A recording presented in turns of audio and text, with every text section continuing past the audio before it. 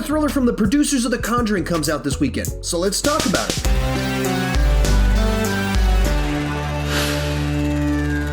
When a social worker's case goes horribly wrong, she discovers an evil force has attached itself to her and her family. She must seek the help of a disillusioned priest to save her home. As a point of reference, I saw this movie with an incredibly distracting audience. People were like screaming jokes at the screen. They would start giggling anytime a tense scene would start, and that sort of thing does change the experience of watching a film for the first time.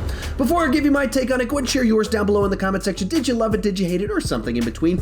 With that said, let's get started with the good. And one of the best things about this film is that it is a better cast than usual for the genre. In the lead is Linda Cardellini, and she just sells the fact that she's just a totally normal mom that loves her kids, that's going through a hard time in life, and then her home is kind of possessed. She's likable, you believe it when she's scared, she has all the emotions she's supposed to have. Not that the role in particular is that demanding, but she's better than average for this type of film. The real standout here, though, is Raymond Cruz as the disillusioned priest, the healer that shows up to help in the second half of the film. The movie picks up a good bit as soon as his character becomes a main part of the storyline. He's given a bunch of these one-liners that he delivers totally deadpan, and all of them land, and they're really funny in the context of this very self-serious film. And it's even kind of weird because it's not like he's trying really hard. It feels a little bit like Raymond Cruz is sleepwalking through the film,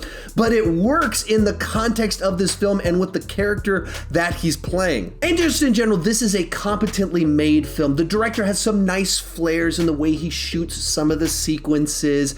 There's not a bunch of laugh out loud bad special effects or anything like that. Now, my audience started laughing at random things, but I don't know why they were laughing, as the movie itself didn't put something laughable up on screen.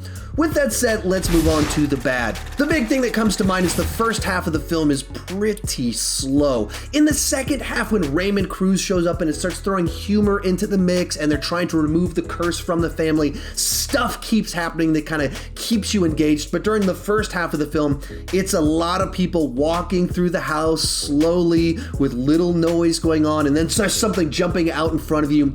And so it's not particularly engaging during that setup half of the film. And a big part of the reason the setup portion doesn't work is because it's the same thing that we've seen many times before. New curse, same bag of tricks, same template. You've got a family at a home, weird things start to happen, lots of sequences of people walking around the house by themselves in the dark. They go to a mysterious person to try and help them, and then in the third act, things get crazy.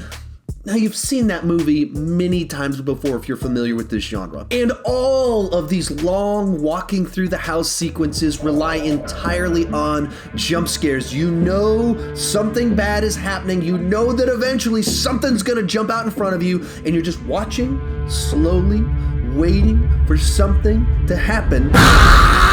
And I don't really consider that scaring someone. That's startling someone. That's a human reflex, and the tension that can form when we know that someone's about to startle us, once again, is not fear, it's anxiety. They're different things.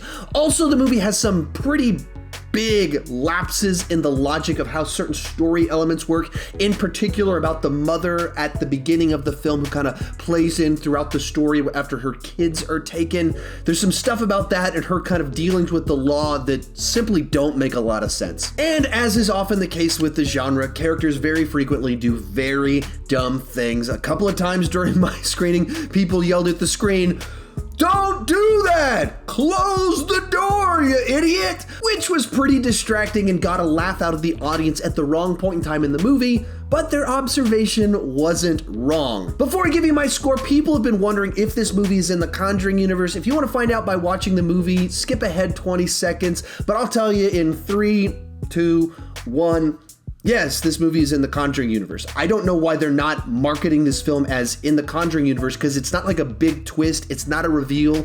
There's a character that's in other Conjuring movies that's in the trailer for this movie, and so you see it and you think, is this in the Conjuring universe? And the movie makes it very clear, shows things, flashes back to things in other Conjuring movies.